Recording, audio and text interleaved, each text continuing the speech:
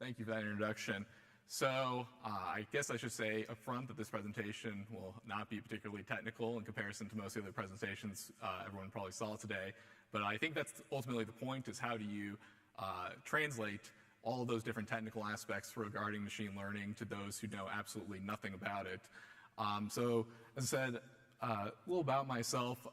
As was already previously stated, I went to University of Texas. I decided to get my MBA at ASU, and they have a great program there because they like to merge a lot of the classes with MBAs with some of the data science classes that the MSBA students are doing. So I got a little taste of machine learning and some of the different ways that you could be applied to, and I started teaching myself Python. So I'm more or less a newbie, self-taught at this, but I think as you'll find out, people that are in those positions actually have the most opportunity to make the most change, because they're oftentimes put in parts of companies that aren't expected to use machine learning. So a little about my summer internship. So I worked at Bank of America. I was under their consumer banking area. Anything that involves retail banking, any time that you go to a branch or you deal with any sort of online transactions, involves consumer banking. And I worked under the compliance team. And one of the things I really enjoyed about my internship there was that they really encouraged networking around the different parts of the branches and understanding what are their problems and what do they do on a day-to-day basis. And it's something that I would encourage everyone in this room to take up for themselves. You might be on a particular department, but networking outside of those departments where maybe data scientists aren't being utilized is where you'll probably find the greatest opportunity to make a giant impact in their organization, because this is sort of virgin territory that's been unexplored, and you'll find amazing opportunities. So one of those opportunities that I found was am I echoing, by the way? Should I step away? Is it okay? All right. One of the opportunities that I found was on the complaints team. So they were running into a very interesting issue. Basically, this team got all of the complaints from the branches. So if there's 5,000 branches at Bank of America, anytime anyone walks into a Bank of America branch and complains about anything, that complaint will get logged by the manager. And the manager will put some details in regards to what sort of section it's related to. Say it's like related to credit cards, is it related to auto loans? And then they will say, then they'll write the text of the complaint effectively, saying like, customer came in, complained about X, Y, or Z. And the issue they were running into was that they could not differentiate between regulatory issues and non-regulatory issues in terms of their tracking. So they get 5,000 complaints, but then some of them would be non-regulatory issues, as demonstrated here. Customer comes in, complained about the carpeting. SEC is not going to come down and crack on us for that. But then there's other ones that are clearly regulatory issues, circa one bank that will remain unnamed. Customer came in, stated that we had opened credit cards in their name without their permission. Obviously a massive regulatory issue. So how do you track those different things was their problem. So as someone that was sort of new to machine learning, I started thinking, all right, we have like a classification problem. It's binary. It's not a very rare event. In my estimate, about 30% of the complaints that they were getting were non-regulatory issues. And they were forced to effectively just do sampling and make some inferences about it without actually going into all the different aspects of the data. And so their metrics were all screwed up. And so that's when I said, naturally, have you ever thought about using machine learning for this? And what I got back was just a bunch of blank stares saying, what is machine learning? I've never heard about this. No, we're not going to do this. And so this is sort of a story about my journey and some things that I took away. And I think that can help you, maybe if you're a consultant, or maybe, as I said before, you're a data scientist in one part of a corporation and you're trying to make change in other parts. So I'm an MBA candidate, as previously stated, and business people, we love to reduce things to acronyms, 3 C's, 4 P's. If you don't know what that means, it's okay. But basically, anything that's an acronym that's very simple to remember, we absolutely love. So I made my 3 M's. Hopefully, this gets published in some business articles. I'm hoping, praying. And that can be reduced to meeting, meetings, and metrics. So we'll go through all of those now. So first is meaning. How do you explain machine learning to those that know nothing about it? this is something that, so the first thing that you have to understand is a concept called the curse of knowledge. This is a very well documented psychological phenomenon, and that is that when you are a domain expert in some particular field, or you know a lot, you have a tendency to, when you give presentations, assume that other people know what you're talking about. This can be in terms of technical jargon that you're using, or just in terms of things that you think are very basic in your particular domain that you don't need to clarify. You'll just assume people know what you're saying. There was a study done in Stanford, actually, where they did an experiment where they had students tap their pen to the beat of any song, like any song that came to their head, just tap on the table the beat to that song. And then they asked them, what percentage of students do you think will be able to identify that song that you just tapped on the table? And it was shockingly, statistically significant, more students thought that there was a much higher percentage of students would identify what song they were tapping to than in reality, which kind of reflects what the curse of knowledge is. It's like you in your head think something, but it's not actually being expressed clearly. So that is something that you always need to keep in mind whenever you're giving these presentations. It's much better to dumb things down and risk maybe thinking you're insulting them by dumbing them down rather than going way over their head. So a certain thing that I think you'll run into is that machine learning in the news has this perception that is not necessarily a reflection of reality. I often find that media articles have, there's a million media articles every single week, it seems like, in regards to describing machine learning as something that's about to disrupt everything, it's going to take your job. But very rarely in these articles does it actually go into the finer details of what actually machine learning is, what actually AI is, how do these models work, even just the concept of training, that these models don't know everything up front is something that I often find lacking in these articles. So it's generally safe to assume that what they know about machine learning is generally a product of the media and what that perception the media sort of creates. So a common misconception I found when I was talking to people at Bank of America is machine learning is hard coding, and then machine learning is latent intelligence. So I'll go into what I guess mean by that. So the machine learning is hard coding is basically, there's several people when I talked about this project, they thought I was basically going to make a bunch of if-then statements, like if this word comes up, then this, if this comes up, then this, like the innumerable possible permutations and combinations that you can get in a sentence in the English language. Somehow I was going to capture all of that in my program, which naturally was met with a lot of confusion, initially, because that's what they thought I was going to do. So first you have to sort of dispel that notion. And the other one that oftentimes comes up is that machine learning has latent intelligence. And what I mean by that is the notion of training is something that is oftentimes not clarified to people when it comes to machine learning. Somehow they believe that the computer just has this infinite repository of knowledge about whatever particular task you're about to take on, and you don't actually need to go through any sort of training aspect towards it. So there's one graph that I really thought, and also an important thing that you need to be aware of whenever you give these type of presentations or talk about machine learning is do not use code, don't show code. This is something, I'm sure many people are probably rolling their eyes right now and saying, of course you don't show code, but you'd be surprised. I've seen many technical presentations where I've seen code given to high-level managers, and it never goes well. So definitely do not do that. So some diagrams that help. This actually comes from a book called Deep Learning with Python. It's actually written by Francois Chalet, who's actually speaking tomorrow. I had no idea that was going to happen, but this book, I really felt like this diagram helps a lot and it clarified a lot of issues. So it just basically clarifies that traditional programming is rules and data, and then you get answers. And machine learning is answers and data, and you get rules in response. And I think this metric does a lot to dispel the notion that, one, it's hard coding because it distinguishes itself very clearly from traditional programming, so it dispels that notion first. And then two, the notion of latent intelligence, that somehow computers just automatically know what to do, that there is effectively a training process that has to go through. Another thing that is helpful is metaphors. So the metaphor I really enjoyed using was babies.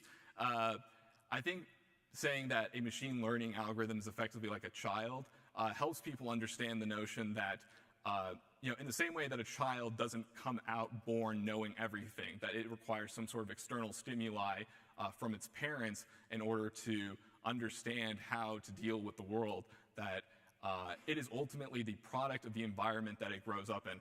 I'm not going to get into the nature versus nurture psychology thing, but certain degree, a baby is a reflection of the environment and the external stimuli that goes upon it. And I think sort of a side benefit associated with this is that people are more likely to buy into your project if they feel like their external input, whether it is in their data curation process, has an actual impact on that model, and it's not just some black box that they don't understand, and that they don't feel like they're actually putting something into it, some equity into it. So that's a side benefit I've found of this particular analogy. I've heard animals is also a good one, so it's your choice. Another good thing I found is examples of machine learning that people use in their day-to-day activities. Most people are fairly ignorant of where machine learning is being utilized, even in the most basic senses. And once again, this kind of goes back to the media perception. Oftentimes you just see like this notion that it's like machine learning is like Terminator, and that's it. But I found an analogy with my particular problem, which was just a binary classification of regulatory issues, non-regulatory issues. A spam filter is a great analogy for that. It does NLP, it evaluates, whether or not a particular email is spam, not spam, and then it classifies it and puts it into a particular spam folder. And so, using those analogies and explaining to people that like machine learning is not some abstract thing that's on the verge of existing or like on the verge of like changing everything. It's already being utilized today in very real enterprise software, it's being utilized by you as a consumer almost on a day-to-day basis. And obviously Snapchat filters is something that people use that is like an example of machine learning or AI. So the next thing of my 3 M's is meetings. So I know most people that are generally technical, including myself when I was in oil and gas, hate meetings, but they're very critical for a few things, and you need to make sure that the sequence of meetings that you do is in line with being the most successful chances for your project. So the first thing you should do before you go to any meetings or start anything is a stakeholder analysis. Stakeholder analysis really just means who is the most relevant people that are going to be affected by what I do. So generally, your project is probably going to have one decision maker if it gets approved or not approved. That's like going to be some manager. But there's always going to be people that are affected by your project that aren't necessarily decision makers, but are informally decision makers. So this is generally, let's say a guy named Frank, who you are the guy that is trying to make a machine learning project that is automating or streamlining a process that Frank does manually. This guy is actually probably the most important person, even though he's not a decision maker, because it's the guy that's going to be the most affected by what you do. And generally, Frank has the data that you need to actually do this project properly. And so if he doesn't buy into your project, you're probably going to run into a lot of issues if you don't get his buy-in from the very beginning. So it's always important to get the buy-in of individuals that are affected by it, not just always thinking about the manager and that's it. So how do we go about getting Frank's buy-in? So there's a concept called nemawashi. And I was in Japan in October. We did some tours of different businesses there. And nemawashi is a concept, and basically it really translates to a meeting before the meeting. Japan has a very big consensus culture in comparison to America, which is more top-down. And so they try to build consensus with informal meetings before meetings in order to get buy-in before they go to any sort of grand meeting. And in certain contexts, this isn't really appropriate for American business culture, but I think in the context where people don't really know a whole lot about what you're trying to propose, it's very critical that you get the buy-in of the employees that are going to be the most affected by this, because when you go into a meeting with the manager and that other employee is there, if they don't trust what you're doing, because the manager is ultimately going to defer to that individual, and if that person hasn't bought in, the manager is going to trust that guy because this is the guy that's been doing this particular task for the last 5 years. So why should he trust you, who's just some new guy from the outside? So Nemawashi, get the meeting before a meeting. So how do you approach that meeting with this individual? So always make sure that you are saying that you are solving problems for them. Don't use certain buzzwords, trigger words, I like to refer to them as like streamlining, automation. Those things will certainly not get buy-in. Another thing that's important, I think, is that you should start off with a conversation with this individual. Just ask him point blank, what do you do on your job? Another thing you can say is, wow, your job is very difficult. It seems like you're very, very busy all the time. And most people like to think that they're very busy, right? So this guy's gonna say, yeah, of course, I'm very busy. And then that's when you say, well, if that's the case, I'm making an excellent tool to help you with your day-to-day job. And the funny thing about this is that there's been a study done by a guy named Robert Cialdini, who is from ASU, and he said that people have a tendency to want to be always internally consistent with what they say. So there was a study done where they did surveys. A survey group went to go get donations from people. And in the control group, they just simply asked, hey, can you donate money? And then in the experimental group, they asked, first, how is your day? And then people normally, in response, will say, good. And then they say, can you donate money? And what's surprising is just off of that alone, people donated significantly more money. And it's because people say that they're good, therefore they have an inclination to feel like obligated to donate money. So when people say, I'm busy, and then you say, I've got a great tool for you, they want to be consistent. They can't now go back and say, no, I'm not busy, I lied about that, I want to keep doing this.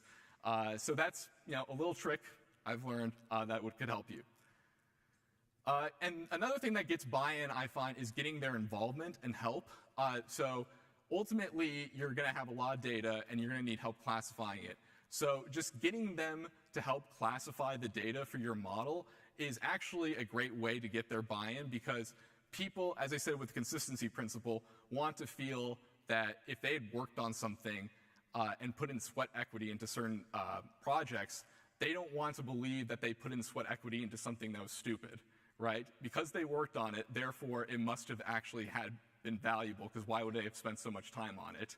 So even if you don't actually need their help in terms of data classification, maybe you have a sufficient amount of data, it's never a bad thing to get them to help, because it's something that they can do easily. They don't need to understand machine learning. So what I did for my particular project was I just had an Excel sheet with the comments from the financial center managers, and just a binary. I just said in the next column, just put a 0 or 1.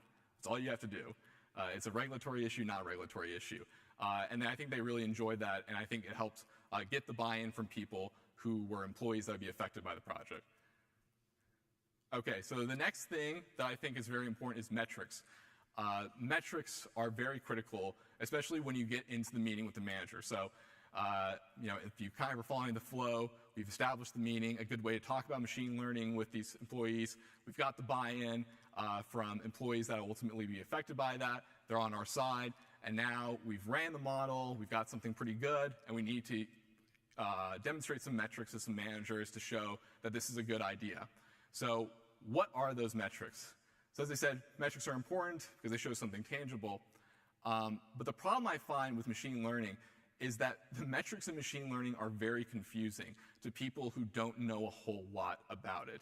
So F-score, precision, recall, these are metrics that are important if you are talking to someone that understands machine learning about how good your model is. As a matter of fact, for classification issues, oftentimes the only metric that any manager or a person that's not technical will understand is accuracy. And as most people know, in a classification model, if you use accuracy, that can be a very, very misleading metric. But it's unfortunately the only metric that most people understand. And another thing is the ROC curve of hell. Do not show this to people who have never seen this. This is something that I showed in a meeting one time, and we got sidetracked for about 15 minutes. But obviously it's an important metric for understanding a classification problem, but most people just simply don't understand what you're actually trying to get at or why this demonstrates how good your model is. So some good ideas for yourself when you're trying to give these type of presentations is always put things in units that managers can understand. That is time and money. It can also be, so it doesn't necessarily have to always be in time, money. It can also be in terms of opportunity costs. So let's say, because I've seen some interesting presentations today that maybe are a little bit more abstract, like they're so novel in terms of their approach that you couldn't find, like human beings aren't doing this particular task right now, but it could save the company a lot of money. In those particular cases, you really actually want to put things in terms of opportunity costs. You want to figure out what that tangible value that this model will provide and what is the opportunity cost in terms of the money potentially lost at that point if your model isn't deployed. Those are helpful metrics if you're dealing with something that's super novel. And the other important thing when you talk about metrics is establishing a baseline. If you take away nothing else from this presentation, please take away this, and that is baselines are super important. What exactly, how are we doing things now, and what are the accuracy rates, and what are the potential losses from that, and then what is the potential with the model? See, the problem is that most people that are somewhat ignorant of AI, like I said, given also in part from the media, they have this idea that when you deploy an AI model, it will be perfect. It will accurately predict everything 100% of the time. No, especially risk-averse companies, that is the expectation, and certainly in the financial sector, that is a very risk-averse organization. So establishing a baseline, so in my example, was when we had all of these complaints come in, I asked, okay, so we're doing sampling of just only about 1,000 complaints per month, meaning that about 4,000 complaints were not even being classified at all, and about 30% of them, of those 4,000 complaints, were non-regulatory issues, which means that they were effectively becoming false positives. So that is, you can put that into your confusion matrix in comparison to your model, because that's the baseline, and show, yeah, maybe our model is misclassifying some complaints, but because it has the ability to read all of them, it's actually, in reality, statistically significantly better in comparison to what our baseline is. See, that's an important part that you have to make sure to emphasize in these meetings. The model does not need to be perfect, it just needs to be better than what we're doing right now. Because otherwise, you're going to get into this meeting, and when you say the model misclassifies X number of complaints or X numbers of whatever, they're going to say, well, why should we deploy this if it's not accurate, 100% accurate? I can only use this when it's 100% accurate. No, that's not the case, because we're not 100% accurate right now. But if, like I said, if you don't establish that baseline, you're going to run into this issue. And to close, I'm going to finish a little early. I wanted to say that this experience for me at Bank of America taught me a lot. Most people, when I tell them about this project that I worked at Bank of America, the response is generally, wait, Bank of America wasn't doing that already? They're like utterly shocked that this is actually a project I was able to do. But I think it demonstrates the fact that most large organizations, they have this viewpoint of data science that this is the one department we're going to put all the data scientists in, this is what it's going to be utilized for, and everyone else is going to be in the dark ages effectively. And it's amazing that someone like myself, who effectively is pretty much a novice at all of this, was able to actually initiate such a significant amount of change in such a well-established corporation. And I think any organization that you can walk into, or if you were theoretically consulting for them, you will find that if you talk to enough people, you will find endless amounts of project opportunities. Like, there is so much virgin territory yet to be explored, and there's so much value you can add, even if you know very limited amount. You don't actually need to be a PhD researcher on the cutting edge of all of this to make a significant amount of impact in this type of field.